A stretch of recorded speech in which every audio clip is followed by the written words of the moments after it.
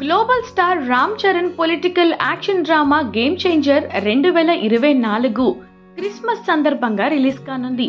Kollywood star director Shankar దర్శకత్వం వహించిన ఈ చిత్రం పోస్ట్ ప్రొడక్షన్ దశలో ఉంది. ఇప్పటి వరకు మేకర్స్ 2 పోస్టర్లు మరియు ఒక మాస్ పాటను రిలీజ్ చేశారు. ఆగస్టు నెలాఖరులోగా అప్డేట్ చేస్తామని సంగీత దర్శకుడు తమన్ అంతకుముందు హామీ ఇచ్చారు.